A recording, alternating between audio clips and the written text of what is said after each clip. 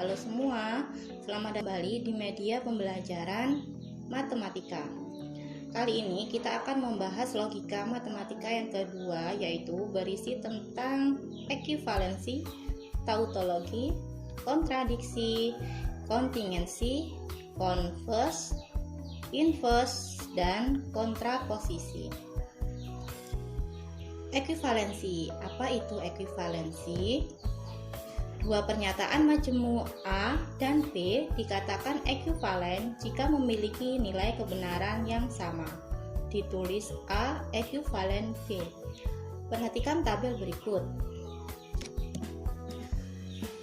Ada P, Q, negasi P, negasi Q, P implikasi Q, P diimplikasi Q, negasi P, disjungsi Q, negasi Q, implikasi negasi P. Kalau dibuat tabel kebenaran itu jadinya kita di sini cari yang nilai kebenarannya yang sama.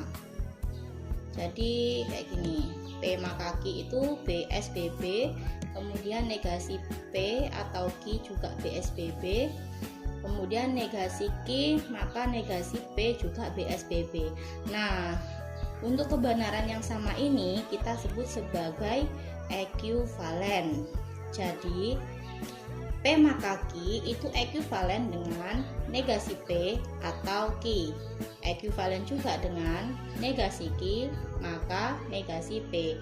Untuk membuat tabel kebenaran sudah saya jelaskan di video sebelumnya. Silahkan klik link di atas ini. Oke. Next. Nah, contoh soal ekuivalensi.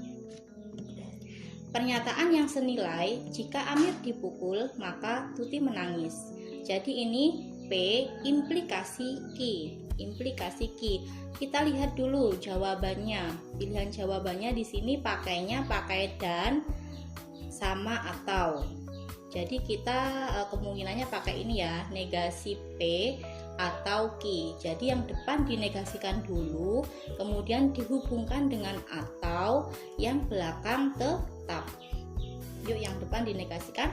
Jika Amir dipukul berarti negasinya Amir tidak dipukul. Oke, atau Tuti menangis. Oke, kita cek. Amir tidak dipukul atau Tuti menangis. Oke, berarti jawabannya yang B. Nah, ini ada jika maka. Kalau dibentuk jika maka berarti negasi Q maka negasi P. Dibalik yang belakang dulu maka negasi dari yang depan. Jadi kalau pakai yang jika maka ini nanti akan ekuivalen dengan berarti Tuti tidak menangis. Jika Tuti tidak menangis maka Amir tidak dipukul. Kalau ini jika Tuti menangis maka Amir dipukul. Berarti yang E juga salah. Oke, latihan lagi. Pernyataan yang setara dengan pernyataan jika setiap orang menanam pohon maka udara bersih. Nah, kita lihat di sini. Di sini pilihannya jika maka ya. Berarti kita pakai yang negasi Q maka negasi P. Ingat, dibalik dan dinegasikan. Jadi yang setara ini negasi Q maka negasi P. Negasi Q berarti yang belakang dulu.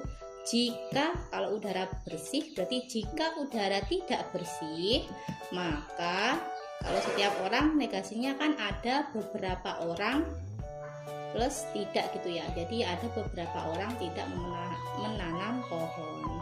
Jadi jika udara tidak bersih maka ada beberapa orang yang tidak menanam pohon. Yang mana ya? Oke, yang ini ya. Jika udara tidak bersih maka beberapa orang tidak menanam pohon. Berarti jawabannya yang do. Oke, gitu kalau ekuivalensi. Next. Nah, berdasarkan nilai kebenarannya itu dibagi menjadi 3. Ada tautologi, ada kontradiksi, sama kontingensi. Nah, bedanya apa nih? Jadi, kalau tautologi itu suatu pernyataan majemuk yang nilai kebenarannya selalu benar. Kayak gini. P atau negasi P. Nah, kalau di sini benar semua itu berarti tautologi. Kalau kontradiksi, suatu pernyataan majemuk yang nilai kebenarannya adalah selalu salah. Perhatikan yang ini. P dan negasi P. Nah, di sini salah semua ya. Berarti itu termasuk kontradiksi. Kemudian kalau kontingensi suatu pernyataan majemuk yang memuat nilai kebenaran salah dan benar. Jadi kalau ada kombinasi salah dan benar kayak P, maka negasi P itu ini berarti termasuk kontingensi. Oke, gitu perbedaannya. Next. Nah, suatu implikasi itu ada tiga macamnya. Jadi jenisnya implikasi itu ada converse, inverse, sama kontraposisi. Oke, lebih jelasnya perhatikan ilustrasi berikut. Seorang ibu berkata kepada anaknya, "Nak, belajarlah yang rajin, maka kamu akan sukses." Kemudian si anak menjawab, "Iya Bu, aku ingin sukses, maka aku akan belajar dengan rajin." Nah, tanpa disadari percakapan ini dia mengandung suatu implikasi. Jadi belajarlah yang rajin maka kamu akan sukses. Jadi bisa ditulis P maka Q.